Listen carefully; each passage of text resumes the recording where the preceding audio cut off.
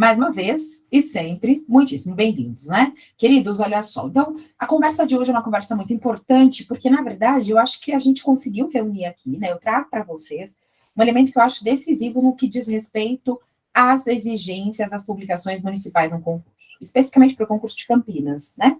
E não estou falando necessariamente desse concurso de OP e de professor, cuja prova deve acontecer nos próximos dias. Eu acho que essa aula é uma aula panorâmica para todos aqueles que querem entender um pouco qual é o marco da regulação municipal, ou seja, mais ou menos quais são os principais documentos existentes no município de Campinas e que devem subsidiar, fundamentar os concursos na área da educação. Tanto é que os editais têm trazido, de maneira direta ou indireta, esses documentos. Por exemplo, editais que não são temáticos, como o edital do último concurso de AEI, que foi o concurso de agente de educação infantil. Ele não trouxe nenhuma bibliografia, até porque não exigia formação superior em pedagogia.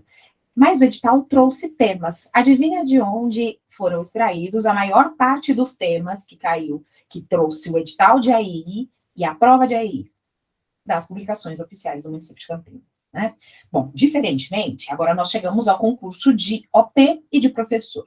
Este concurso já vem bibliográfico, ou seja, a banca e o município entregam aos candidatos o edital que regula todo o concurso, que regula todo o certame, e nessas regras ele inclui, então, as referências, não só bibliográficas, né, os livros, as obras, artigos, livros, as referências de maneira geral, as referências teóricas, dentre as quais tem destaque uma considerável literatura local, ou seja, publicações que se tem como sendo aquelas do próprio município, ou seja, aquilo que o município de Campinas escreveu e que institucionalizou, ou seja, que apresentou de forma institucional como sendo os seus documentos oficiais.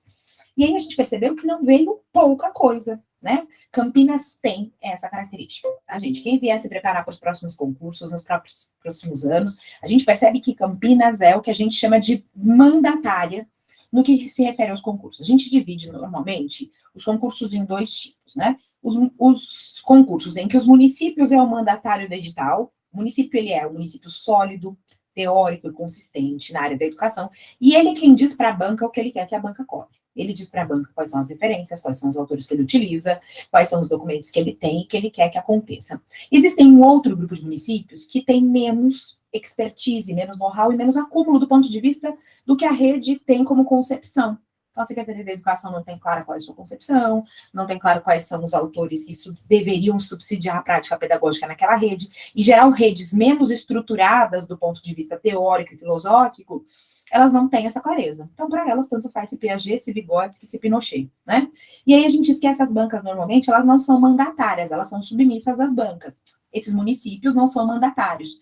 Eles não dizem para a banca o que eles querem na prova. Eles deixam a critério da banca dizer que autores, que referências, que documentos e que leis vai se cobrar no concurso. Não preciso nem dizer, gente, que na condição de educadora, eu acredito que os municípios teriam por dever instituir quais são as suas bases teóricas, as suas concepções. Isso, para mim, revela, né, um município que não tem claro que autores, que referências, que estudos deveriam fundamentar os saberes dos seus professores, é um município que está muito aquém do que a gente acredita. Não é o caso de Campinas. Campinas é um município que está à frente. Está à frente por qual motivo? Porque Campinas tem seguramente essa clareza. Então, Campinas tem muito claro quais são os autores que fundamentam o seu pensamento pedagógico. A base, por exemplo, da compreensão do desenvolvimento humano está no Vygotsky, certo? Está no Vygotsky, está especialmente na ideia interacionista de desenvolvimento, que o desenvolvimento está nas interações entre os indivíduos e a cultura. Isso é muito claro, isso fundamenta toda a base da propositura dos mais diferentes documentos do município, tá? E os autores que o município vai chamar para o debate. Além disso, na mesma direção, porque é um município que também visita, pelo menos do ponto de vista teórico, certa coerência, é na pedagogia histórico-crítica que se tem as propostas didáticas, os autores, é numa gestão democrática que se tem a defesa, por exemplo, da formação de professores, da formação do coletivo e da elaboração do PPP de maneira participativa. Ou seja, Campinas é o município mandatário. Campinas foi quem disse à VUNESP: esse é o nosso olhar, essa é a nossa concepção, esses são os autores que caberiam, né, para que os nossos professores soubessem, e estes não são. Ao fazer isso, gente, o município de Campinas está além dos demais. Por quê? Porque já seria incrível se o município tivesse claro as suas concepções e os autores que ele busca como referência para a prática pedagógica no âmbito da sua rede, mas Campinas não se restringiu a isso. Por estar muito próximo da Unicamp, um celeiro, né, de intelectuais, estudiosos, por ter uma forte interlocução com essa universidade, Campinas tem também uma característica que é muito importante, que é não se restringe a se utilizar dos autores como base para suas reflexões, mas também de dar significado a isso, produzindo as suas próprias publicações, em formas de diretrizes municipais, de cadernos temáticos de estudo.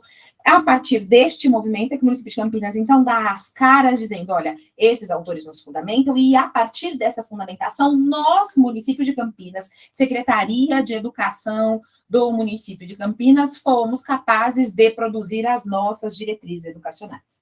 Evidente, gente, que discutível, com alguns equívocos, né, do ponto de vista da qualidade, não são perfeitos, mas tem destaque a iniciativa do município em não se furtar de fazer aquilo que toda a rede deveria, que é ofertar aos seus profissionais da educação, professores, gestores, OPs, né, agentes de educação infantil, e toda a sua rede de ensino, até mesmo as famílias, diretrizes de como a educação nesse município é pensada, de como a educação nesse município deveria acontecer. Então, o município de Campinas não é omisso do ponto de vista de definição da sua concepção teórica e, inclusive, de elaboração de documentos teóricos nos pais, teóricos e práticos, onde se compartilham experiências na direção daquilo que o município acredita. E aí, o que é bastante coerente ainda, o município diz, eu quero esses meus documentos na banca, eu quero esses meus documentos no concurso. Ou seja, quando vocês forem quando ela se associa a uma banca, contrata uma banca, nesse caso, né, a VUNESP, por dispensa de licitação, ela contrata a VUNESP, ela diz a VUNESP, dentre os autores que eu quero, que são estes, né, eu quero também os meus documentos oficiais. E aí a gente encontra Campinas, no edital, abre o edital, você vê Campinas, Campinas, Campinas, Campinas, Campinas, todos esses cuja autoria é atribuída a Campinas, como, por exemplo, os documentos federais, a gente vê Brasil, Brasil, Brasil, que são os documentos de elaboração nacional. E aí os documentos cuja a indicação é de Campinas, como autoria, são documentos de elaboração da própria rede.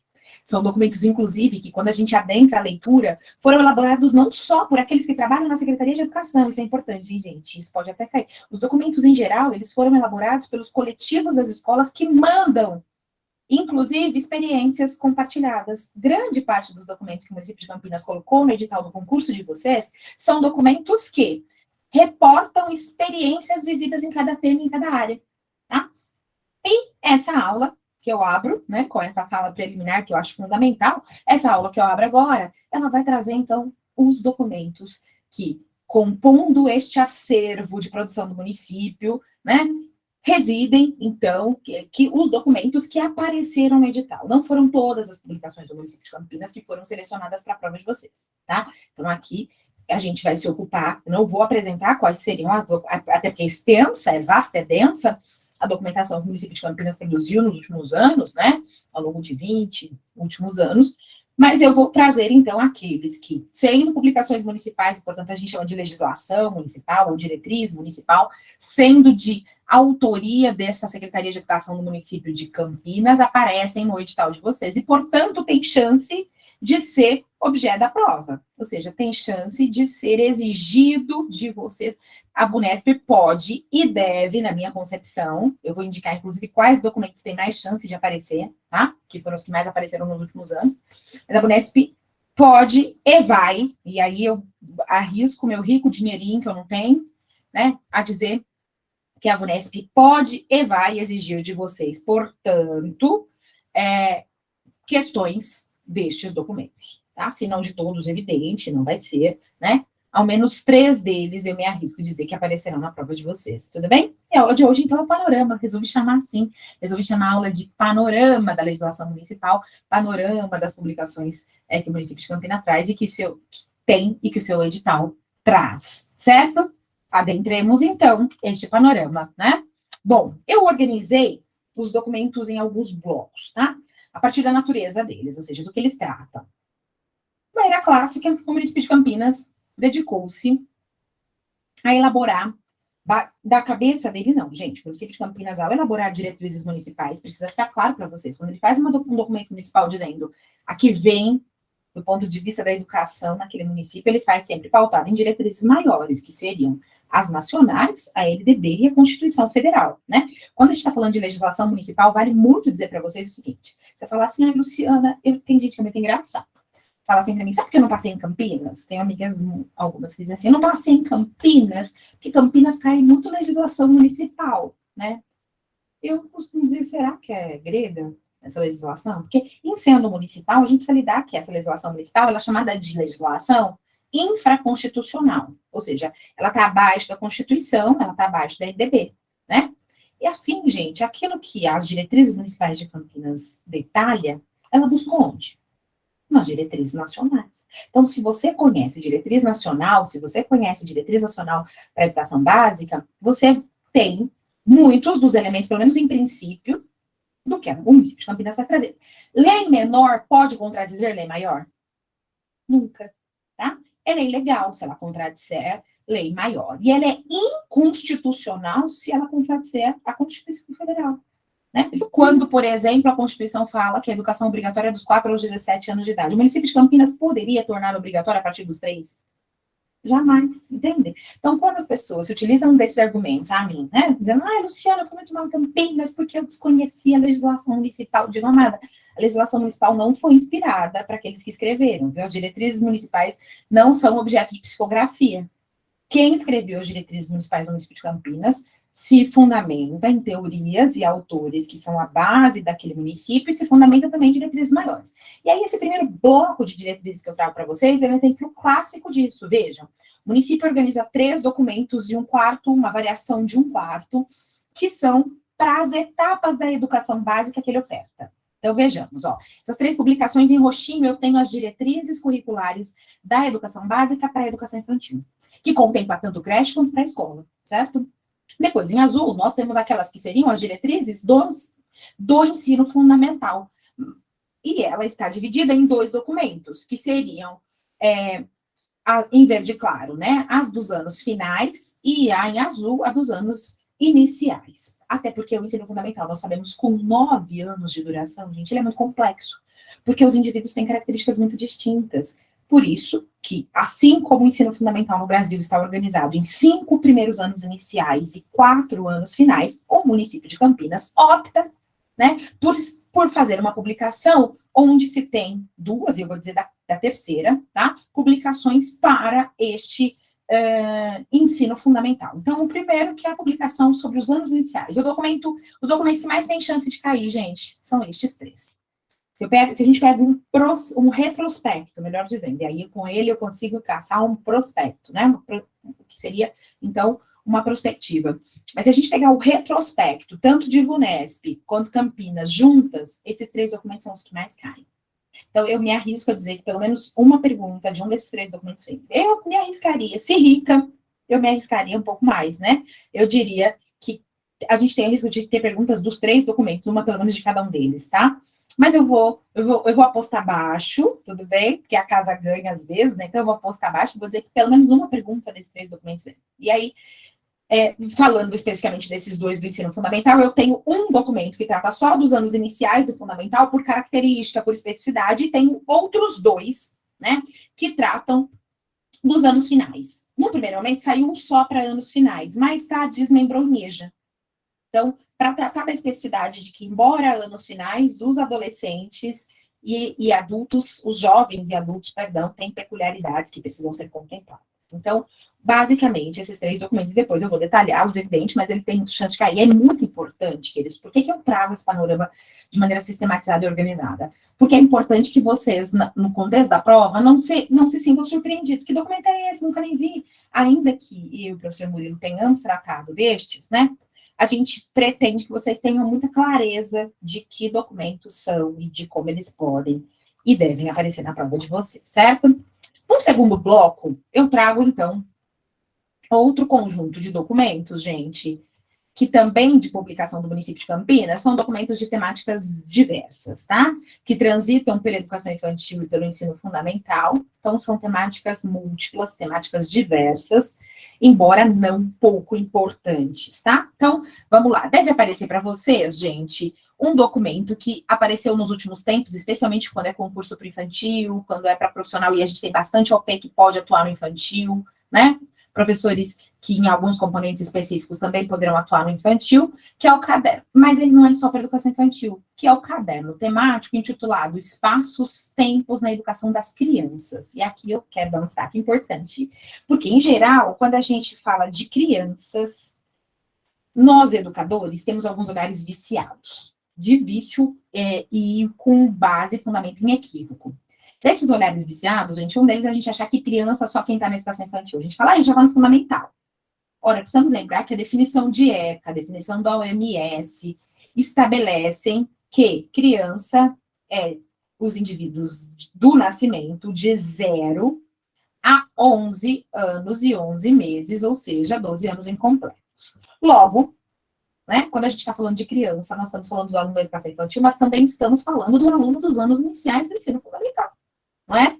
E aí, esse documento que propõe discutir espaço, tempo, que é rotina, espaço-tempo é rotina, na educação das crianças, é evidente que ele vai tratar com o centralismo de algumas questões afeitas à educação infantil, mas vai falar da importância também de se pensar tempos e espaços nos anos iniciais do ensino fundamental, e é do que esse documento dá conta, porque em se falando de criança, o público está necessariamente na educação infantil e nos anos iniciais do fundamental.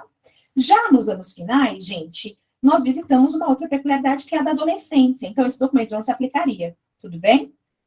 Esse detalhe, tá? Que na minha concepção é importantíssimo. Bom, depois, a feita educação especial, gente, Campinas tem várias publicações, tudo bem? Detalhe, para que no caso de vocês, a publicação que mais apareceu, que tem maior no edital, que tem maior probabilidade de vir pergunta, é a publicação do volume 5, a publicação do volume 4, que se intitula Narrativa sobre Educação Especial nas Escolas da Rede Municipal de Ensino de Campinas, onde se tem tanto princípios teóricos da educação especial, quanto trocas de experiências práticas sobre educação especial. Então, esse é um documento publicado por Campinas. Ele é o que aparece com maior recorrência no edital e que tem chance de vir pergunta. Basicamente, ele partilha aqui uma concepção de uma educação especial inclusiva, e o documento, inclusive, é que acontece preferencialmente na rede regular de ensino, e compartilha-se, então, experiências dessa educação especial no âmbito da rede municipal de ensino, das escolas da rede municipal de ensino. Portanto, estamos falando de uma educação especial na perspectiva inclusive. E quando o documento se compromete com fazer narrativas, o documento se baseia em concepções, mas, sobretudo, na troca de experiências inclusivas de educação especial na Rede Campinas, tá? Bom, que outra temática tem chance de vir, queridos? Eu me arriscaria. Campinas é vanguarda, é um município que se destaca acentuadamente pelo tratamento positivo que confere a temática de uma equidade étnico-racial. Tá? Então, quando a gente está falando do município de Campinas, é muito recorrente perguntas nos editais de concurso, seja de agente de educação infantil, seja de professor de educação básica, de supervisor de ensino, perguntas sobre as relações étnico-raciais e ações afirmativas nessa direção. Numa educação antirracista, numa educação que construa a valorização da matriz étnico-racial afro-brasileira, né? E, inclusive, com subsídios para uma prática que possa superar os preconceitos, os estereótipos, os equívocos que pautam ainda as relações escolares na atualidade. Ou seja, a educação escolar ainda segue muito atrelada e é uma constatação do próprio município de Campinas que, como eu disse, se destacando nessa temática, identifica a necessidade ainda de formar professores, de tecer discussões na construção de uma educação antirracista, na construção de relações étnico-raciais que possam ser favoráveis, né, ao respeito e à compreensão dessa matriz étnica, que é a matriz afro-brasileira, na tentativa, inclusive, né, de superação das práticas que se possam ter preconceituosas e racistas. Então, o município de Campinas é um município que, por seus documentos, pela incidência em concurso, pelas problematizações, né, não deixa normalmente, questão dessa ficar de fora. Pelo menos uma questão sobre a questão étnico-racial, eu imagino que a sua prova vai trazer, tá? E a gente vai ver um pouquinho como esse documento contempla. Outra pergunta que pode vir em nome de Campinas, né? Falando dessa publicação aqui, que se intitula Arte, Música e Educação. Tudo é coisa musical, né? O volume 3 em específico desse caderno, que é o atual volume que o município tem, e o município chama volume, que seriam edições, tá, gente? Então, você não acha o 2, o 1, porque foram edições anteriores. O município opta por chamar, acho que é um equívoco de edição aí, tá? E aí, o município, então, traz esse caderno intitulado Arte, Música e Educação, subtítulo de tudo é coisa musical, né? Na perspectiva de tratar uma educação pela arte, mas no qual se tem destaque a linguagem musical, tá? Então, nesse caso, embora seja um caderno a tratar de arte, né, de maneira geral, por razão, inclusive, da plasticidade que a música encontra, né, da maleabilidade, da cadência que a música oferta, é a música que assume nesse caderno toda a possibilidade de veicular e de vincular outras linguagens artísticas, tá? Então, vai discutir uma educação pela arte, uma educação voltada para esse sensível, porque a gente chama de estético, mas tendo a música como um viés central, e isso seria o caderno que apareceu referenciado no edital de vocês. Por fim, gente, comum a todos os cargos, tá? E ainda, nessa temática diversa, Bruna, sobretudo, nos específicos principalmente, tá? Bruna disse, grande chance de cair para arte, super, imensa, mas não é pouca, embora menor, não é nula e não é inexistente, a chance deste caderno de arte cair para todo mundo, porque ele está aparecendo na referência comum para todos os docentes e OPs. Então, embora ele fale mais a disciplina de arte, olha que importante aqui, a pergunta da Bruna, eu quero dar eco, gente. A Bruna disse assim, a chance de cair esse caderno para arte, cuidado, porque não só, sobretudo porque, ao se discutir uma educação pela arte, uma educação musical, aqui, olha o documento, Bruna, essa pergunta é muito boa por isso, o documento diz assim, ó, nem toda a arte é ministrada pelo professor de arte. Se a gente pensar lá na educação infantil, se a gente pensar em algumas etapas, como linguagem, gente, ela não se tem como um componente. Então, aqui, a arte, ela não se apresenta nesse caderno como um componente curricular. Esse caderno pode dar subsídio para o trabalho no componente de arte, mas esse caderno pode dar subsídio para todo o trabalho com a linguagem artística. Ou seja, não é restritivo. Então, tem grandes chances que, para quem venha fazer o concurso de arte, esse caderno cair, sim, mas não são nulas, não são poucas, inclusive, embora menores, não são poucas as possibilidades, até por coerência. O próprio caderno diz o seguinte: saber sobre a arte, sobre a música, como uma linguagem constituinte da formação humana, não é restritivo ao componente de arte, como linguagem, a música como linguagem artística, né, como viés da arte, como vinculante da arte nas suas mais diferentes manifestações, a música é uma linguagem constituinte do humano e, portanto, pode ser perguntada para qualquer professor. E, por coerência também, eu adoro trabalhar com município coerente, por coerência também, esse caderno apareceu para todos os cargos. Certo, Bruno? Por fim, um outro caderno que pode ser que apareça para vocês, tá? Tem caído com alguma frequência nos últimos anos, que é o caderno de educação de tempo integral, tá?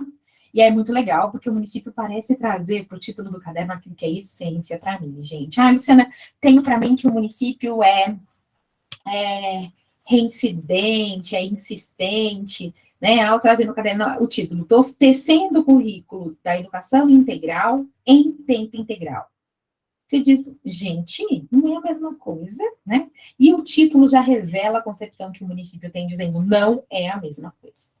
Educação de tempo integral, estamos falando da extensão dos tempos letivos, né? Estamos falando da permanência que a legislação chamou de mínimo 7 horas diárias do menino na escola. Isso é educação de tempo integral.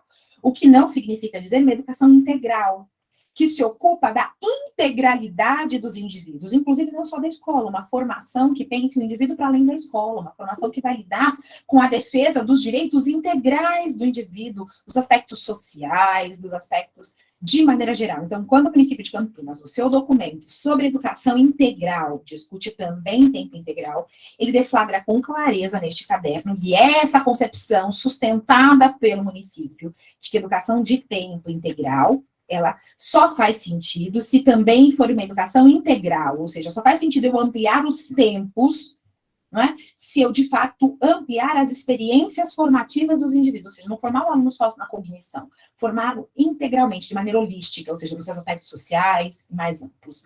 Tudo bem? Pois não, Rô?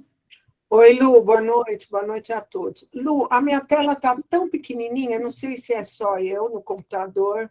queridos, eu acredito que seja, porque para mim ela parece bem grandinha, tá? Depois vocês compartilham aqui. Vou pedir, inclusive, que qualquer questões técnicas que vocês tenham, escrevam no chat. Aí a gente deixa o áudio para a gente poder tratar de questões do conteúdo, ok? Mas pergunto a vocês se a tela tiver, ok? Por gentileza, tá pequena para todo mundo ou ela tá maiorzinha? O que acontece, eu coloquei várias obras na tela, né, aqui para apresentar o panorama das publicações. Então, a tendência é que elas sejam menores, sim.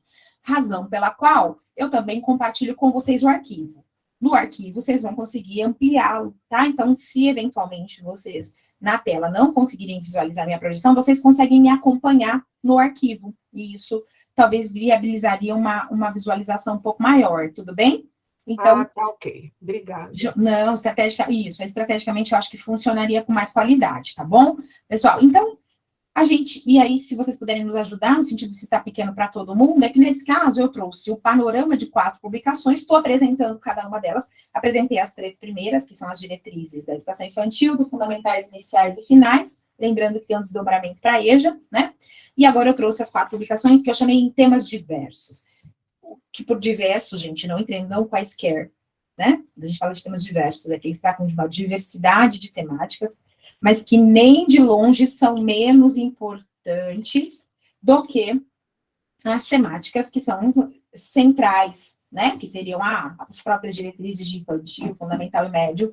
Essas não são menos importantes porque elas qualificam, né? Pensar, por exemplo, a organização das rotinas, tempos e espaços para a criança, seja infantil, seja nos iniciais e fundamental, que é o que traz o primeiro documento, né? Este documento. Pensar as narrativas sobre educação especial, que é o que tem nesse segundo documento, né? Pensar especialmente a educação especial num viés inclusivo, em todas as escolas da rede. Pensar as relações étnico-raciais, de maneira, contrato positivo, na superação, né, de uma educação racista, ou de fortalecimento de concepções equivocadas. Pensar a arte, tendo a música como linguagem, como viés, como eixo, como condutora das relações, e ainda pensar uma educação de tempo integral, que possa ser, sobretudo, uma educação integral, né? São temas que, embora não sejam, de repente, a própria educação infantil, o próprio ensino fundamental, iniciais ou finais, eles qualificam o nosso olhar para essas etapas da educação básica. E, portanto, eu digo que eles têm, por retrospectiva, menos probabilidade de caírem do que os 3 anteriores, que são, né, diretrizes para o infantil, para os anos iniciais e para os anos finais, mas não nula, porque eles caem sim, e eu acredito que pelo menos uma de 2 ou 3 deles, lembrando que, Luciana, eu me arriscaria, né, dizer que estejam preparados para todos, para vir pergunta de arte, tendo a música como eixo, de educação integral, das relações étnico-raciais, da educação inclusiva, mas eu me arriscaria a dizer que principalmente devem vir perguntas sobre as relações étnico-raciais, sobre a educação especial, para todos, numa perspectiva inclusiva, tá? Porque todo mundo vai ter aluno, né, com essas características, público-alvo, e com menor probabilidade, mas não nula, pergunta sobre rotinas, organização do espaço, dos ambientes, né, de maneira qualitativa, a importância da música como sendo da linguagem estética de fruição e da educação de tempo integral. Tudo bem? Bom, e aí, gente, encerramos aqui.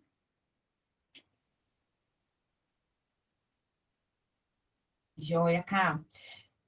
A Karine disse que na plataforma tem o arquivo que dá para ver perfeitamente. Foi isso mesmo que eu tentei fazer, tá bom? Então, vocês tentem nos auxiliar fazendo esse percurso, tá? E depois, queridos, nós chegamos a mais um bloco de publicações do município, e esse bloco de publicações vão trazer, então, um conjunto inusitadíssimo, né, que o município chamou de quadros de suporte pedagógico. O inusitado é que o município dá nome a um documento, a gente diz quadro de suporte pedagógico é o diretor, é o supervisor de ensino, não é assim que a legislação chama? Ela diz, olha, pertencem ao suporte pedagógico. Só que por quadros de suporte pedagógico, o município chamou o seu currículo. Quadro de suporte pedagógico, gente, é a publicação do município de Campinas que traz, não é, exatamente o que deva ser trabalhado nos componentes curriculares, tá? Esses quadros de suporte estão organizados no edital no município, trazidos pelo edital de vocês, em 3 publicações, tá? O quadro de suporte que vai tratar dos anos iniciais do ensino fundamental, um quadro de suporte que vai tratar dos anos finais, e por complexidade, por não ter cabido nos anteriores, por revisão, ou quadro de suporte que vai tratar dos anos finais para a matemática, com exclusividade, dada a densidade, a complexidade, tá? Esses 3 cadernos foram referenciados nos editais de vocês. E como linguagens essenciais tendem a cair para todo mundo, mas o que eu recomendo? Que cada professor que venha fazer o concurso específico na área visite essas 3 publicações na sua área, tudo bem? Então, quem vem com conteúdo específico, quem vem para educação física, vai abrir o quadro de suporte na sua área e vai olhar, tá? Quadro de suporte, anos iniciais, anos finais e matemática anos finais. Então, este é basicamente o currículo da rede. Para o quadro de suporte, vocês vão entender, quando eu for apresentar cada um desses documentos, vocês vão ver, porque são quadros mesmo, do ponto de vista da formatação desses documentos, eles são quadros onde temos os objetivos, os conteúdos, as atividades a serem trabalhadas, e foram assim chamados de quadro de suporte, porque em sendo um quadro retangular, com essas coisas dispostas, né, com esses elementos dispostos, eles dão suporte à prática pedagógica, porque eles trazem por ano do ensino fundamental, por área do conhecimento, língua portuguesa, matemática, história, geografia, por área do conhecimento, né? Por ano de escolarização do 1º ao 9º, né? No caso, eles vão trazer, então, quais seriam os objetivos, os conteúdos, os eixos de trabalho, tá? Então, por isso que é chamado de quadro de suporte, tudo bem? E aí, esses quadros de suporte, gente, eles vão... O que eu recomendo de leitura detalhada? Luciana, eu preciso ler o quadro de suporte inteiro? Eu acredito que uma leitura panorâmica que eu vou exemplificar com vocês aqui hoje dê conta, tudo bem? Exceto quem é de componente específico. Quem é de componente específico, então, quem vier, né, para docência em componente específico, eu recomendo que vá se atentar para o quadro de suporte do seu componente, tá? Abre lá, encontra o seu componente curricular, né? E se atenta um pouquinho para os eixos existentes e afins. E os demais, aqueles OP, por exemplo, panorama, tá? Eu vou tentar exemplificar para vocês aqui como fazer essa incursão, afinal de contas, essa é uma aula de panorama, tudo bem? Ótimo. E aí, gente, tem um quarto, bloco de publicações que veio que são municipais. Luciana, não tinha um município menos denso para escolher, não é? Você fala assim, tô começando a gostar dos municípios que você abriu a aula dizendo que não tem muita clareza da sua diretriz, né? Esses municípios viriam aí com edital qualquer, com algumas outras referências e não teria tanta publicação local. O município de Campinas, gente, tem uma vasta, extensa publicação local. E vou dizer para vocês que nem veio tudo. O município nem colocou todas as suas publicações. Talvez ele tenha selecionado para o edital de vocês aquelas que ele entende mais relevantes, mais importantes, não que as outras não sejam, mas talvez que tragam a essência que as outras contemplam, que contemplam as outras, melhor dizendo. Então, no quarto bloco de publicações, eu organizei para vocês 2 publicações com 2 volumes. A primeira delas, gente, é chamado Pesco, que é uma publicação que eu gosto muito, né? O pesco, na ideia de pescar mesmo, né? Ou de tecer, não sei se fazendo alusão, mas eles diziam o seguinte, tá?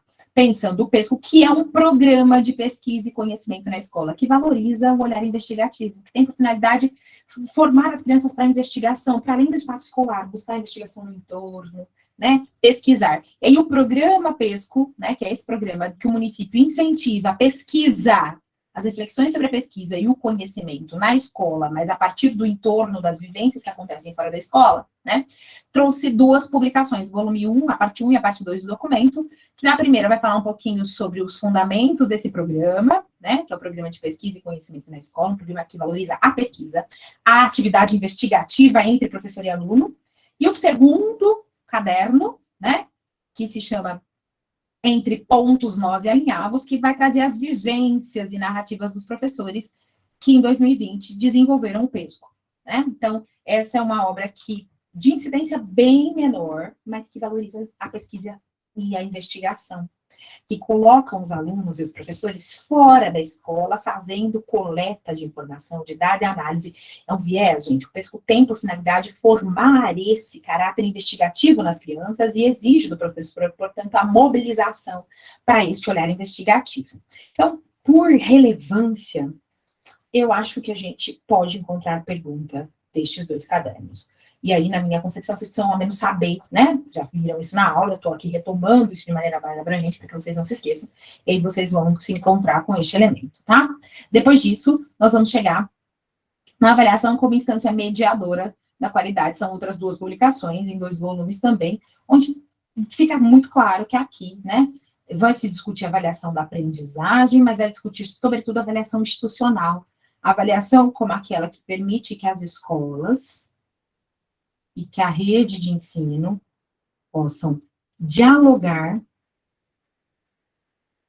e agir em busca da qualidade. Tá? Então, a avaliação como instância mediadora da qualidade, ou seja, a avaliação e sobretudo institucional, né? As próprias imagens são reveladoras de uma avaliação institucional, uma avaliação participativa da comunidade, onde os indivíduos têm voz, vez, opinião, uma avaliação onde os profissionais, as escolas juntos, a comunidade, os alunos e as famílias juntos pensam, coletam informações da realidade e agem, ou seja, avaliam institucionalmente a qualidade do ensino ofertada e tomam medidas, né, para a qualificação das escolas no município. É assim que se consegue. Tudo bem, gente? Desse panorama preliminar, né? Então, vou fazer de maneira muito ampassã agora esse percurso, lembrando com vocês, olha, que a gente tem as publicações de infantil, anos iniciais, anos finais, e EJA, né, derivado. Depois nós temos espaços e tempos, depois temos as narrativas sobre educação especial, a temática da educação étnico-racial, arte e música, tendo a música como viés para pensar uma linguagem, né, a arte como linguagem, e a educação integral, considerada a extensão do tempo de permanência do aluno na escola, numa perspectiva de tempo integral. Depois, os quadros pedagógicos chamados, que é basicamente o currículo, né, tanto nos anos iniciais, finais ou na matemática. Do infantil foi revisto, porque antes ele era pensado na RCN, aí com os novos campos de experiências da BNCC, não temos ainda os quadros de suporte pedagógico anunciados no edital de vocês para o infantil, só para os anos, para o fundamental, porque não mudaram os componentes curriculares, né? Depois, o programa de pesquisa e conhecimento na escola, que é o PESCO, né? Eu gosto muito desse nome, porque acho que ele é alusivo a essa ideia do pescar mesmo, que a pesquisa é isso, né? Que é colher evidências da realidade, aprender a ter esse olhar investigativo para a produção e obtenção de conhecimento. E depois o tema da avaliação, certo? Também em 2 cadernos, onde se discute a avaliação como espaço de troca, como espaço de reflexão de toda a comunidade escolar sobre a qualidade da escola e da rede e de ações que possam qualificar essa escola pública. Esse é o viés de Campinas, certo? Tudo bem até aqui, queridos? O que vocês acham desse panorama? Sintetiza, organiza, né? Lembrando que vocês vieram de publicações diversas, né? Todas espalhadinhas. Eu acho que esse mapa vai ajudar, pelo menos, a situar. Me preocupa que vocês não tivessem clareza, né, do que possa vir de legislação municipal, em especial no que diz respeito aos cadernos e publicações. Esse é o mapa do inferno, né? Pior não fica, tudo bem? É isso que a gente pode se encontrar. Conhecedores desses temas, a mim agrada muito de que vocês não venham a ser negativamente surpreendidos. Tudo bem? Sim ou não? Até aqui bacana? Posso seguir ou vocês têm alguma dúvida até esse momento? Caso tenham, inclusive, gente, eu vou pedir que vocês possam, né, tanto me mandar no WhatsApp ou no Instagram, né? Lembrando, meu Instagram é @Luciana_Santana. E aí vocês podem me acionar se quiserem tirar a dúvida no individual. Até aqui tudo bem? Claro o panorama? Sim ou não, queridos? Tá. Qual é o percurso agora? Joia.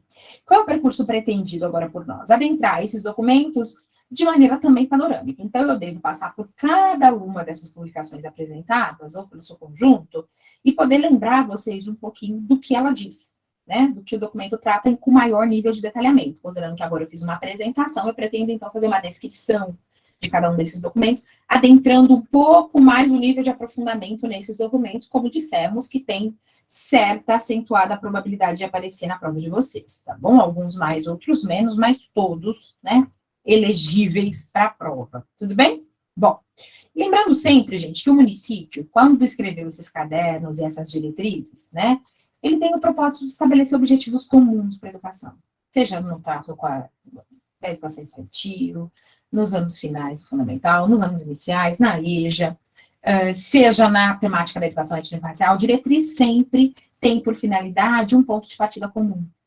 Né? Por que ele é uma diretriz municipal? Porque parte da ideia e da concepção de que todas as escolas naquele município precisam partir de alguns pressupostos, de que, por exemplo, né, a inclusão vai ser concebida pelas diferentes escolas do município de uma mesma forma, que a temática étnico-racial vai ser tratada e respeitada, ou ao menos deveria, a partir de uma mesma perspectiva, ou seja, quando o município se dedica a escrever, sejam diretrizes, cadernos temáticos, quaisquer documento municipal que seja, qualquer documento municipal que seja, né?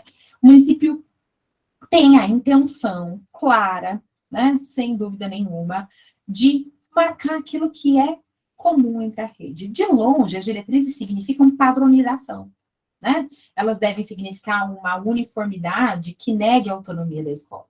Mas elas são, sim, referenciais que devem subsidiar o ponto de partida para o exercício de autonomia de cada escola. Ou seja, a autonomia não é fazer o que eu quero.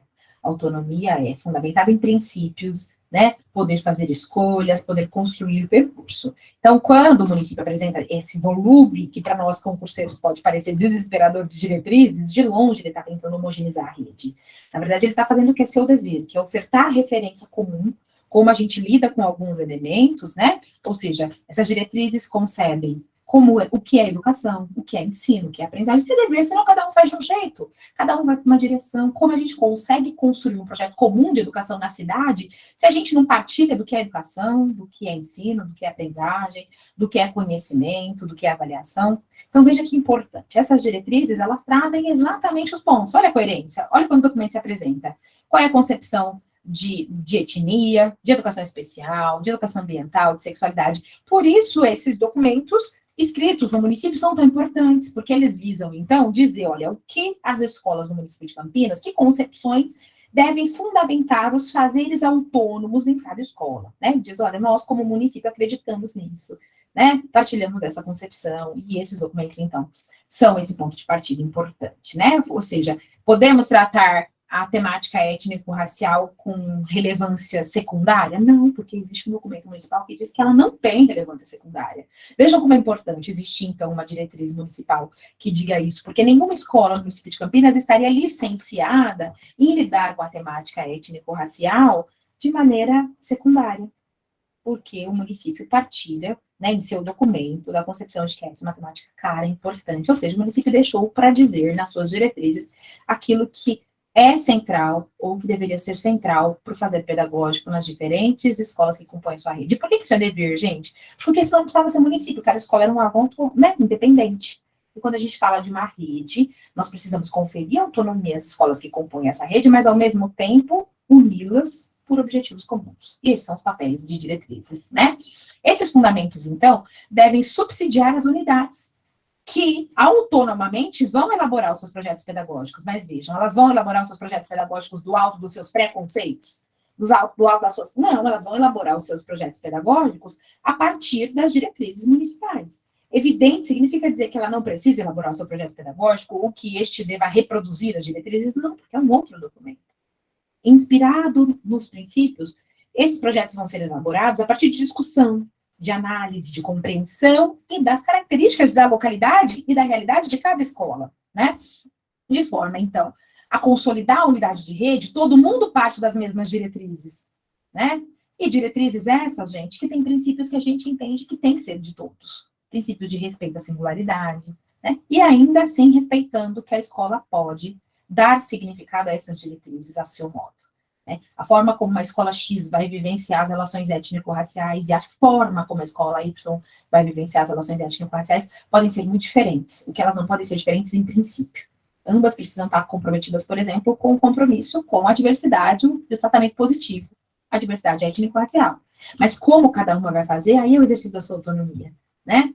Isso, então respeita-se essa localidade, respeita-se os alunos, as características individuais, mas ao mesmo tempo oferta princípios que seriam universalistas de como se concebe temas tão importantes como a própria educação, o ensino, as aprendizagens e tantos outros elementos diversos e não menos importantes, certo? Bom, e aí, gente, vale dizer que esses documentos, eles partem de alguns pressupostos, né? De concepção mais recente, que aponta que a criança e o aluno são sujeitos históricos, sujeitos de direitos. Então, nenhuma escola do município de Campinas pode tratar o aluno, por exemplo, por concepção, e nenhum dos documentos vão validar esse tipo de concepção, né, como sujeitos menos capazes, como indivíduos que não têm direito, como indivíduos que não têm vontade, como seres passivos, né? Há a concepção nesses documentos de que as crianças, desde o nascimento, estão mergulhadas no mundo da cultura e que aprendem estabelecendo relações reinventando a sua confluência de experiências cotidianamente, produzindo sentido e significado. Vejam que está claro aqui que o município consegue ver o aluno como ser ativo, como sujeito de suas aprendizagens, mas que não aprende sozinho, que depende das relações que se estabelecem ao seu entorno. Então, fica claro a concepção interacionista do município. Então, toda e qualquer pergunta, gente, que vier dos diferentes documentos curriculares do município, vocês têm que submeter a concepção interacionista, que é a concepção de que os indivíduos, ativos que são, inventam e reinventam a sua própria cultura nas relações que estabelecem, nas relações cotidianas, nas relações escolares. E aí, é concebível, né, que o profissional tenha uma postura investigativa, que considere as crianças e os adolescentes como protagonistas, a concepção de criança no município, crianças e adolescentes, a concepção do aluno, desde o infantil até os anos finais fundamental, até a educação de jovens e adultos.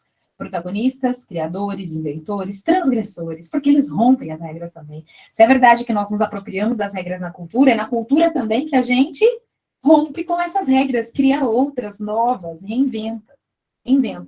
Que temos no brincar, o constitutivo do ato humano quando criança, né?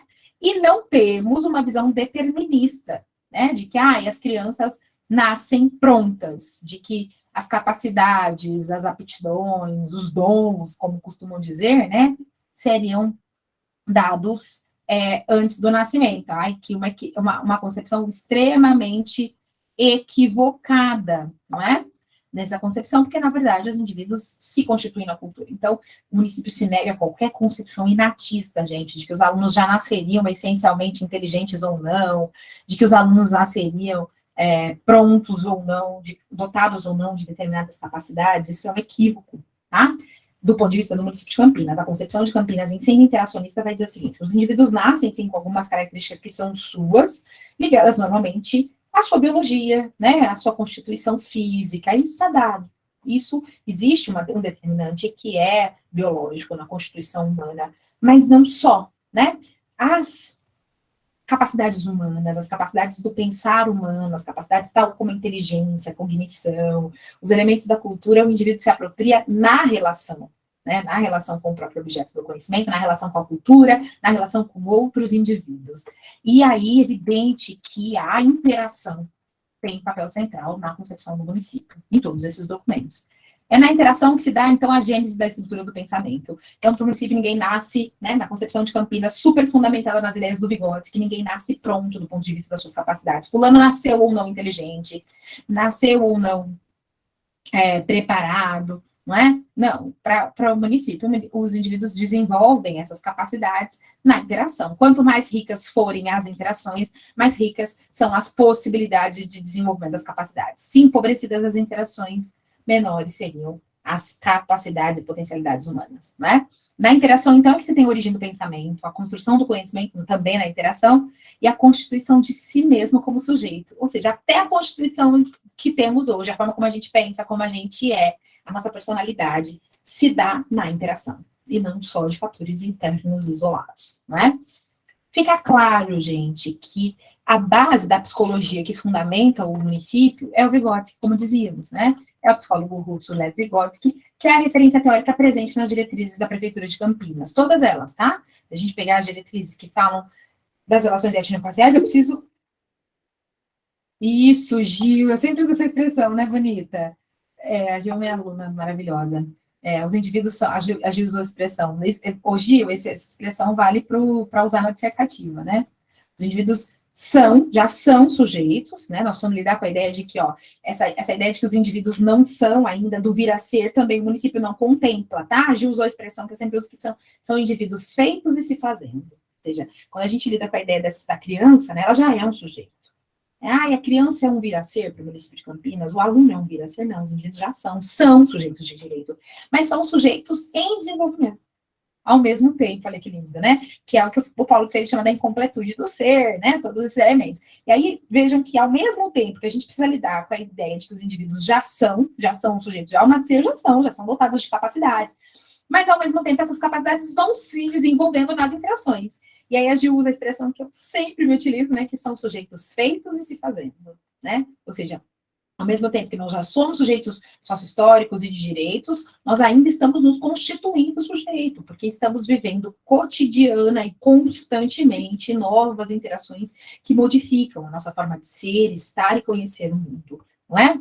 E aí, uma das características distintivas no pensamento do Vygotsky, né, que é essencial, é o destaque que ele dá para o caráter social do que ele denominou como função psicológica superior, ou seja, as capacidades cerebrais, as capacidades cognitivas, que são para o Vygotsky as funções psicológicas superiores, as capacidades do cérebro, tá? Que residem no cérebro. Para ele, gente, olha, ela tem origem social. Ou seja, essas capacidades humanas da cognição, elas só foram desenvolvidas porque a gente oportuniza aos indivíduos isso na cultura, né? Por que os indivíduos desenvolvem a capacidade da leitura e da escrita? Porque ela existe na cultura, se ela não existisse, a gente não desenvolveria. Porque hoje os indivíduos desenvolvem a capacidade de uma linguagem tecnológica, porque ela existe na cultura, né? E por Vygotsky é isso, é do social para o particular e não o inverso. Né? Não é uma capacidade individual que gerou uma capacidade social, uma capacidade social que foi se modificando e gerando as nossas capacidades individuais. Ou seja, as funções psicológicas superiores que nós temos hoje, elas foram desenvolvidas socialmente, tá? Foram as práticas sociais que levaram. E é assim, quando a gente nasce por Vygotsky, a gente é dotado só das chamadas funções psicológicas elementares. Quais são elas? A da nossa sobrevivência. Sugar, né? Chorar. São funções ligadas à sobrevivência. Ele chama de funções psicológicas elementares. São inatas, de espécie. E ele vai dizer que, quando a gente nasce, essas funções nos permitem interagir no mundo. Choro, sugo para mamar e não morrer de fome, né? E, aos poucos, interagindo com a cultura, eu vou substituindo essas funções psicológicas elementares, que são involuntárias. Então, o ato de fechar a mãozinha, gente, ele é involuntário, quando o bebê nasce, né? O movimento de palmar, de fechar a mão, assim, de prensa. Porque ele é um movimento ligado à sobrevivência, do agarrar-se. Depois ele dá lugar à função psicológica superior, que é o ato intencional do pegar. Né? E aí, esse ato já é uma função psicológica superior, porque foi voluntário, foi pensado no cérebro antes de agir. Ao passo que sugar, não. Entra alguma coisa na boca, o bebê começa a sugar, ele não pensou para fazer. As funções psicológicas superiores são aquelas em que a gente intencionalmente, ou seja, voluntariamente desempenha. Então, a inteligência, a cognição estão todas nesse patamar, a memória, a atenção, estão todas no patamar das funções psicológicas superiores. São inatas? Não! As inatas são as elementares. As funções psicológicas superiores a gente aprende como? Interagindo socialmente na cultura. Luciana, essa base é generalizante? Absolutamente. Essa ideia é hipergeneralizante. Essa ideia a gente tem que generalizar para tudo que a gente estiver pensando, né? Todas as diretrizes do município, que é a base da concepção do município que sustenta, então, as suas proposições. O que o município vem a propor, do ponto de vista de suas diretrizes, está pautado nas formas como ele concebe, nas suas concepções. Então, por isso, é importante a gente conhecer essas concepções para entender as proposições, não é isso? Ó, isso aqui é tema de redação também, hein? Dá para usar. Bom, e aí a gente vem falar da primeira publicação. Qual seria essa primeira publicação? Eu vou fazer, então, até aqui, eu vou seguir, tá? Falando para vocês das publicações do infantil, dos anos iniciais e dos anos finais. Aí a gente faz um intervalinho da variação do EJA, a gente faz um intervalinho e depois a gente volta para as publicações que remanescerem, tá bom? Então, vou fazer esse vídeo em dois tempos, tá? Bom, e aí, gente, essa aula, né? Esse vídeo aula em dois tempos. Bom, e aí, nós começamos, então, a falar. Vamos começar pelo começo, né? Vamos começar pela estrutura da educação básica. Vamos falar da primeira publicação do município. Então, se a gente olhar para essa ordem, que seria a publicação das diretrizes curriculares municipais, né? Das diretrizes da educação básica para a educação infantil do município de Campinas. Que, como eu já lhes anunciei, gente, não são escritas do nada. As diretrizes municipais de Campinas não poderiam, nesse caso, aplicadas à educação infantil, não contradizem e não poderiam contradizer as diretrizes nacionais, tá? Então, nessas diretrizes, a intenção é a mesma, consolidar alguns parâmetros teóricos e práticos para subsidiar o planejamento das escolas de educação infantil, né? Tentando pensar, então, que as escolas de educação infantil no município deveriam estar pautadas em concepções que se tenham comuns, tá? E aí, vale dizer que esse município, nas suas diretrizes, deixa claro que ele está fundamentado numa pedagogia da infância, né? Essa pedagogia da infância significa aquela que compreende e valoriza os fazeres infantis. A pedagogia da infância é aquela que compreende, valoriza, reconhece e trata positivamente o fazer e o saber da criança, né? Compromissada, então, com as práticas de letramento e não de alfabetização necessariamente. Essas crianças precisam ter acesso a uma cultura letrada e a escola é um papel, por isso que o letramento tem destaque nas concepções. Acesso também aos conhecimentos científicos e artísticos acumulados pela humanidade. Muito importante aqui, quero dar destaque a essa concepção municipal. Gente, é muito comum que a gente, do alto de uma pedagogia torta, né, costumemos dizer assim, nossa, o infantil é tão tranquilo, não tem conteúdo, né, mais brincadeira. Costumo dizer que ouvir isso da mãe do aluno, né, eu acolho, eu não gosto, mas acolho, porque eu entendo que na condição de cidadã comum, né, comum não entender o menos importante, mas de não profissional da educação, essa mãe não tem necessariamente de entender a relevância, a importância dessa educação infantil, embora ela possa, né? Quanto mais a gente puder auxiliar os pais a reconhecerem a importância da educação infantil, melhor é. Mas não necessariamente porque não estudou para isso. Mas quando isso vem de profissional da educação, eu conto para vocês sempre uma vez que uma professora disse assim para mim, Luciano, ano que vem eu não vou pegar ensino fundamental. Sabe essas redes onde é cargo só para professor? E o professor pode ir para o fundamental, pode ir para o infantil, se remove o seu desejo. Ela falou assim, eu não vou pegar o fundamental esse ano, eu vou pegar só o infantil, porque eu quero descansar um pouco. Eu olhei para as colegas e falei, meu Deus do céu, eu conto, vocês contam, elas vão matar ela, né? Ela vai ser morta na educação infantil. Porque com uma falsa ideia, né, de que na educação infantil o trabalho seria mais fácil que no fundamental, a priori já vai dar errado, amada, porque é uma concepção completamente equivocada do ponto de vista do quão é complexo o trabalho na educação infantil. O município de Campinas não se equivoca nesse caso. Olha o que ele diz, né? Então ele vai dizer, olha, que a partir de uma lógica da pedagogia da infância, se entende que a criança na educação infantil ela é um ser capaz de produzir, de entender, de analisar, de protagonizar. E esse ensino, embora, e não é excludente, né, tendo como base as interações e as brincadeiras, não nega, né, as práticas da leitura e da escrita, embora não de alfabetização, mas de letramento, do acesso da criança à cultura escrita, das práticas sociais de leitura e escrita, ainda que essa criança ainda não domine o código, tendo no professor um escriba, um sujeito fundamental na construção desse conhecimento, né? No acesso ao conhecimento científico, Luciana, tô passada, o município falou que vai dar conhecimento científico no infantil, sim, amada, e não entenda aqui por conhecimento científico, né, ele não vai dar, não necessariamente vai discutir, por exemplo, a tabela periódica, mas a criança vai ter acesso a fenômenos de natureza química, né, a peneiração, por exemplo, que é a separação entre sólidos, né, ou seja, a separação de líquido e sólido.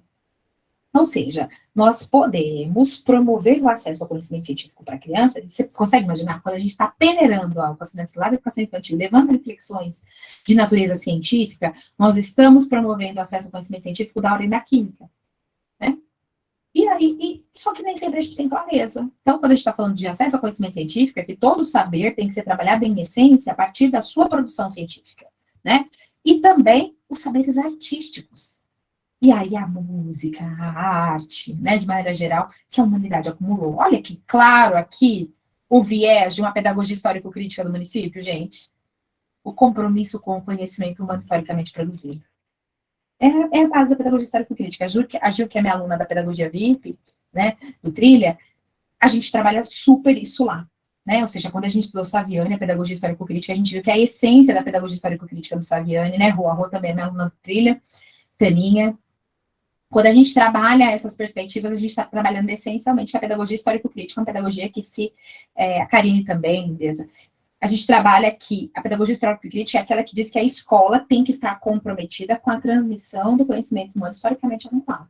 Não a transmissão da escola tradicional, mnemônica, mecânica, né, sem sentido, mas uma transmissão significativa de todo o saber humano, e aqui na educação infantil também, na leitura e da escrita, por meio do letramento, o acesso aos conhecimentos científicos através da experimentação, e os saberes artísticos que a humanidade tem acumulado. Olha o município, claro, coeso, não é?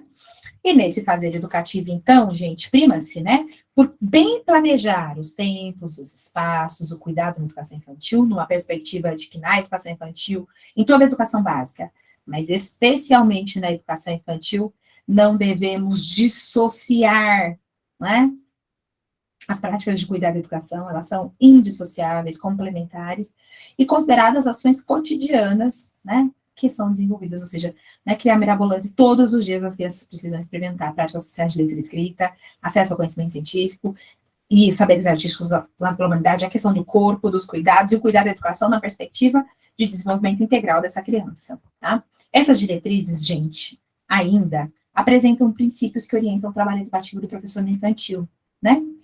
E basicamente, do infantil à defesa da ideia do currículo que se configura no cotidiano. Currículo do cotidiano, o que é o currículo do cotidiano? Entendam que aqui, gente, está falando que o currículo vai ser desenvolvido nas práticas e rotinas havidas na educação infantil. Então, quando eu vou desenvolver, por exemplo, o acesso ao saber científico, no momento do parque, no momento do banho, no momento da alimentação, ou seja, eu não vou criar necessariamente atividades fora, né, do cotidiano da criança da educação infantil para ensinar. As próprias atividades cotidianas devem ensinar. Quando elas vão ensinar? Quando bem planejadas, quando bem estruturadas. A alimentação pode ser um momento extremamente rico, se bem planejada, se bem estruturada, né?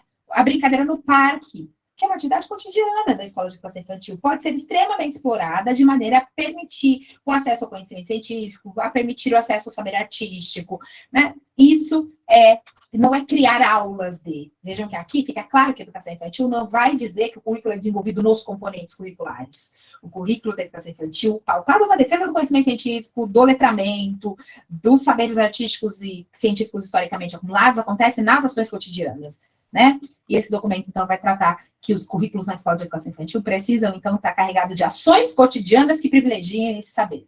E ele é constituído, então, na relação que se dá no âmbito educativo das crianças, das famílias, o currículo não envolve só crianças, sobretudo, gente, porque a própria LDB, e este documento reitera, deixa muito claro que o currículo na educação infantil, né, que a educação infantil tem a finalidade de complementar a ação da família, e não de substituir.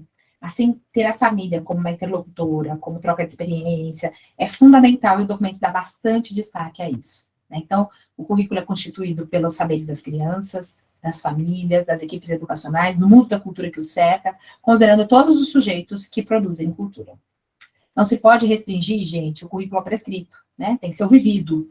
Então, não é seguir o que está escrito, é, sobretudo, oportunizar experiências, tampouco as famigeradas, horrendas, datas comemorativas, uma crítica ferrenha do Saviani, né? Ao currículo infantil, que vai do dia do carteiro ao dia da uva, né, criança pintando desenho, restringindo o currículo da comemorativo, é saber humano historicamente acumulado, é conhecimento científico, é conhecimento artístico, cultural e filosófico, desde a educação infantil, é o que defende, é o que defendem as diretrizes curriculares da educação infantil no município de Campinas, tanto pautado nos princípios legais, quanto no Vygotsky, na pedagogia histórico-crítica. Tudo bem? O segundo documento da noite, né, não menos importante, é o que vai focar um pouquinho no documento, nas diretrizes da educação do ensino fundamental e da educação de jovens e adultos juntos. Esse é um único documento, que tanto fala do fundamental anos iniciais regular, e ele se aplica também ao EJA, tá? Não fizeram essa distinção. E aí, o documento está organizado em 3 partes, gente. Então, a primeira parte, ele vai falar um pouquinho sobre o ensino fundamental e a EJA, né? Vai falar um pouquinho sobre o resgate histórico da educação, a concepção de currículo de escola, as diretrizes e os pressupostos de uma educação inclusiva que acontece dentro deste ensino fundamental. Então, vou dizer, olha, o ensino fundamental é por natureza inclusivo. Se ele não for, alguma coisa está errada. Vai defender a avaliação, tanto institucional, participativa, quanto da aprendizagem e diagnóstica, como sendo base do trabalho. Então, esse documento dá extrema importância à avaliação, embora existam documentos que venham para cada específica de avaliação, este dedicou sessão específica a falar quanto era importante no ensino fundamental, né, nos anos iniciais. O documento também contempla a diversidade étnico-racial, que eu vou tratar em documento específico, mas a ideia de que este ensino fundamental nos anos iniciais, assim como a educação infantil, mas com destaque, ele é fundamental para a construção de práticas de uma educação antirracista, de uma educação que possa favorecer positivamente o tratamento com a diversidade étnico-racial. Vai tratar da importância, especialmente no ensino fundamental, de um currículo que se comprometa com a formação cidadã dos alunos, né? Não que essa formação cidadã não estivesse clara na educação infantil, mas aqui no ensino fundamental ela ganha áreas ainda mais fortes, porque os objetivos específicos do ensino fundamental já contemplam essa formação cidadã, né? e atividades também de tempo integral, que ampliariam, né, se num viés de educação integral, ampliariam as possibilidades de formação desse cidadão, né, desse aluno.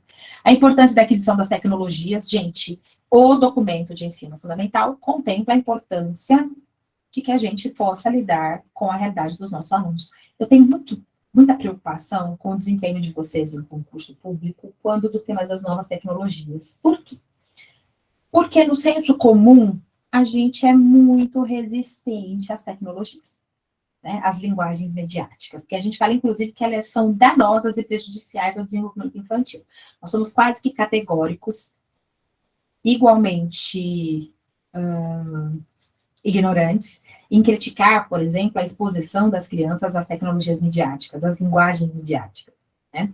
Criança acessar, por exemplo, algumas plataformas, mídias sociais.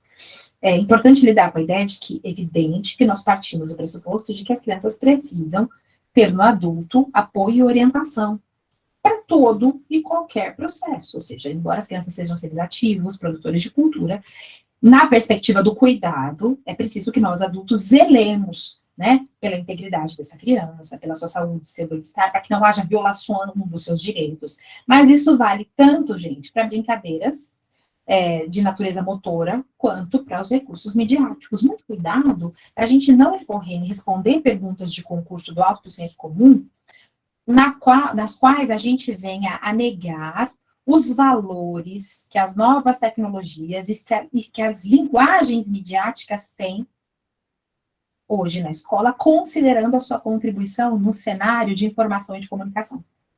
Ou seja, gente, não é evitando o contato das crianças com as novas tecnologias e com a linguagem midiática que a gente vai preservá-las, ao contrário. Nós estamos privando dessas crianças de um conhecimento humano que também foi produzido, ou seja, conhecimento tecnológico, né, os saberes das mídias, é um conhecimento humano que foi produzido. Logo, em sendo assim, não é privando os alunos, é evidente que é realizando um trabalho de formação crítica, consciente, argumentativa dos alunos, para que eles não façam mau uso desses recursos, né, cuidando e zelando para que esses saberes, por complexos que são, possam ser adequadamente apropriados pelas crianças e acertadamente utilizados pelos nossos alunos.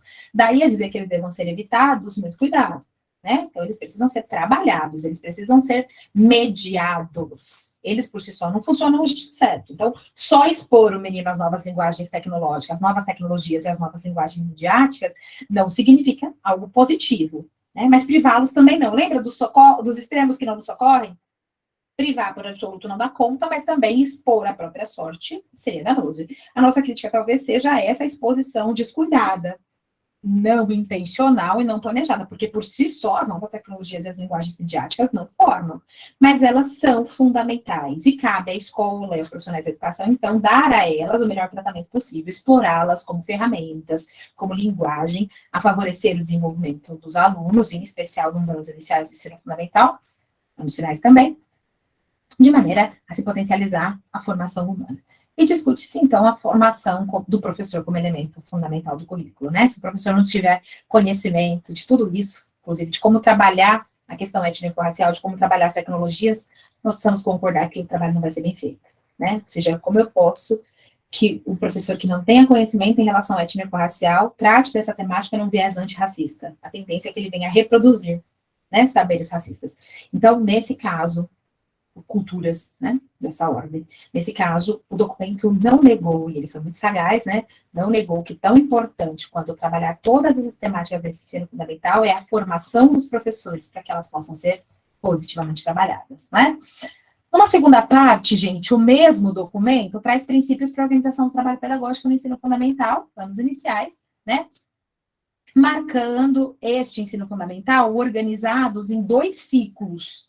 Então, vamos lá, ciclo é uma coisa, anos iniciais e anos finais são outras. Então, eu tenho assim, ó, o ensino fundamental com 9 anos de duração, ele é dividido em 2 partes. Anos iniciais, que são os 5 primeiros, e anos finais, que são os 4 últimos, ok? Aí, nos anos iniciais, que são os 5 primeiros, eu tenho 2 ciclos, tá? Que são os ciclos, o primeiro ciclo, que são os primeiros 3 anos, que é chamado ciclo de alfabetização, e os 3 anos, do primeiro ao terceiro, e o ciclo 2, que são os 2 últimos anos do ensino fundamental, tá? E aí, isso foi pautado, inclusive, pelo ensino fundamental de 9 anos, né? Porque antes a gente tinha só 4 anos. Então, o ensino fundamental com 9 anos trouxe um primeiro ano, essa criança passou a ingressar mais cedo, aos 6 anos, e não significava, então, que a gente poderia continuar trabalhando como se fosse a primeira série. Tivemos que reconhecer as características da primeira infância nessa criança, né? Reconhecer as práticas sociais, as práticas de letramento e a alfabetização, porque se lá na educação infantil a gente trabalhava o letramento, agora no ensino fundamental, a gente, além do letramento, não é deixar o letramento, mas além das práticas sociais de leitura e escrita, precisamos dar vazão às práticas de alfabetização, porque o letramento não é suficiente, preciso que os alunos também se apropriem do sistema notacional de escrita, né, das relações grafofônicas que implicam o nosso sistema notacional de escrita. E as possibilidades de organização desse trabalho pedagógico, tá? A parte 3, por sua vez, né, que é o último elemento desses documentos, apresenta os objetivos de aprendizagem para os componentes desse ciclo 1 e 2. Se eu estou falando de ciclo 1 e 2, eu estou falando dos anos iniciais, lembram-se? Anos iniciais. Tem gente que confunde, acha que ciclo 1 é anos iniciais, ciclo 2 é anos finais. Não, ciclo é como o sistema organiza. O município organizou por anos iniciais, 2 ciclos, tá? 3 primeiros anos e 2 últimos. Para cada um dos anos, os componentes que são, gente, quais são os componentes curriculares que compõem os anos iniciais e fundamental no município de Campinas? Os mesmos para os anos finais. Língua portuguesa, história, geografia, ciências, matemática, arte, educação física e inglês. Destaque aqui para o fato de que, embora o inglês não seja obrigatório nos anos iniciais, alguns municípios optam por antecipá-lo, tá? Então, neste município se aplica. E conforme Corocini, então, essas diretrizes para os anos iniciais do ensino fundamental concebem os planejamentos das atividades escolares, de modo geral, como aqueles que precisam contemplar a ação. Então, essa criança que está nos anos iniciais do ensino fundamental ainda está muito ligada ao infantil, né? Então, não dá para fazer um planejamento só teórico. É preciso lidar com a movimentação da criança, com a manipulação dos objetos, porque ele diz o seguinte, ela ainda é criança. Este elemento nos lembra que, mesmo estando no ensino fundamental, quando dos anos iniciais, dos 6 aos 11 anos aproximadamente, esse indivíduo ainda é criança. E aí eu preciso reconhecer que ele também aprende sobre ação. Ele também aprende manipulando os objetos. Por isso que essa educação, embora ela já não seja uma educação infantil, ela precisa guardar muitas características que possam favorecer a aprendizagem da criança, que ainda é público desses anos iniciais do ensino fundamental, né? E valorizar aquilo que é a concepção do município. A elaboração ativa do sujeito que aprende, né? Como? Aproximando o indivíduo do objeto do conhecimento. Queridos, aqui eu preciso muito da atenção de vocês. A ideia, então, de que as crianças não aprendem se elas não tiverem contato com aquilo que se pretende aprender. Logo, né, o município deixa claro que, embora ele valorize o conhecimento, a transmissão do conhecimento, ele não é tradicional. Por que ele não é tradicional? Porque ele vai dizer o seguinte: reelaboração ativa. Então, o conhecimento pode até ser transmitido, o conhecimento acumulado, mas cada indivíduo precisa o quê? Reelaborar aquele conhecimento para si. Não basta decorar, não basta memorizar. Então, o município não é tradicional. Ele defende o conhecimento não acumulado, defende que esse conhecimento deva ser transmitido. Aqui é pedagogia histórico-crítica pura. Mas, ao defender esse conhecimento, ele defende uma elaboração ativa desse município, desse indivíduo, né? Então, não é a passividade da escola tradicional, que o conhecimento era transmitido pelo professor e passivamente memorizado pelo estudante. Aqui não, ele reelabora, ele torna seu, ele dá significado. Uma aprendizagem significativa. E como isso acontece? Se, de fato, o indivíduo tiver aproximação com o objeto do conhecimento. Na escola tradicional, a gente nem sabia do que estava falando. Aqui eles vão dizer o seguinte: o aluno vai tão mais aprender, o aluno vai tão mais reelaborar ativamente o conhecimento, quanto mais contato ele tiver com esse objeto do conhecimento. Ou seja, se ele tem que aprender um texto, ele tem que ter contato com o texto, como exemplo, certo? Perfeito. E aí, meus queridos, se sim, né, não há dúvidas de que essas diretrizes, né, elas vão pautar vários focos, mas ela não deixa de dar destaque para um foco importantíssimo, porque é nos anos iniciais do fundamental que a gente tem iniciado o processo de apropriação da leitura escrita, da alfabetização. Logo, no currículo de Campinas, há um foco de interesse no ensino da língua materna. Significa dizer que os outros componentes, história, geografia e ciência, são secundarizados? Não. Há o foco, porque ele é parte para tudo, ele é como se fosse o conhecimento que articula os demais. A partir de práticas significativas de leitura e escrita. E é a partir dele que deve ter a relação do ensino e aprendizagem do código da língua e a prática social, ou seja, o município vai dizer que o foco, né, do ensino da língua materna, que é importantíssimo, ele tem que ter ênfase na língua escrita e nas práticas sociais de leitura e escrita. E ele é o eixo que vai articular todos os outros componentes, tá? O documento, quando foi escrito, gente, ainda não existia BNCC, então a base dos documentos de Campinas, da maior parte deles, está nos PCNs, tá? Então, não se admirem se aparecer essa citação. Por quê? Porque quando eu disse para vocês que as diretrizes do município foram elaboradas a partir de diretrizes maiores, a época em que as diretrizes do município de Campinas foram elaboradas, quais eram os documentos que referenciavam o currículo no país? Os PCNs e os RCNs. Então, portanto, não se estranhe, né, se vocês verem essa referência. E aí, é considerado, então, que o eixo organizador das práticas de língua portuguesa é os gêneros textuais, ou seja, lidando com a ideia de que o aluno precisa ter contato com o objeto do conhecimento, na língua portuguesa, são os gêneros textuais, né, os textos propriamente ditos, os diferentes gêneros, a carta, o convite, o cartão, o bilhete, que são o eixo do trabalho, porque eles são o objeto do conhecimento propriamente dito. Então, eu não vou ensinar a apropriação da leitura e da escrita fora das práticas sociais de leitura e escrita. E qual é o viés pelo qual os gêneros orais e escritos, os gêneros textuais, eu posso ter gêneros textuais, orais ou escritos, né? Bom, tudo bem? Ótimo. E ele seria o eixo sobre o qual todos os componentes se articulam, né? E afim. Bom, o último documento, gente, dessa coletânea, né, dessa primeira parte que a gente se comprometeu a dizer, ele vai trazer as diretrizes para os anos finais do fundamental, tá? Que foi elaborada primeiro, vou falar de maneira geral, e dizendo que no EJA houve uma derivação, tá? Bom, e aí eles vão dizer o seguinte, lembra que a ação era o ponto de partida nos anos iniciais, e agora aqui, a reflexão e a ação, eu continuo tendo ação, mas a reflexão é fundamental. Por quê? Porque nessa fase o indivíduo precisa visitar maiores áreas de abstração, né? Então, lidando com a ideia de que esse indivíduo agora já está na adolescência, né? Esse documento precisa guardar, ele guarda uma defesa de que o desenvolvimento do aluno se dê sob maior aprofundamento na formação do pensamento teórico, né? E esse documento, então, veio tentar agregar, né, várias discussões, sugestões e encaminhamentos numa segunda versão do documento, que se constitui um elemento orientador para garantir, né, a predominância do aprendizado de conteúdo. O município é conteudista, não numa perspectiva tradicional, de maneira significativa, o aluno é ativo, mas tem que ter conhecimento em toda a rede, mas também possibilita a reorganização dos projetos da escola pautados com isso, reflexão e ação a partir do conhecimento, tá? E aí, numa perspectiva de formação humana mais ampla e crítica, então, como que esse adolescente tem que ser formado? Formação humana ampla, conhecimento teórico denso, tem que ter conhecimento. Mas esse conhecimento é para ser memorizado? Não, é para ser crítico. Então, ele vai conhecer várias coisas que a gente decorou na escola tradicional, mas aqui ele vai ter conhecimento. Se nós, na escola tradicional, decorávamos qual era o conceito de erosão, aqui o aluno vai ser capaz de conhecer o conceito e entender criticamente esse conceito.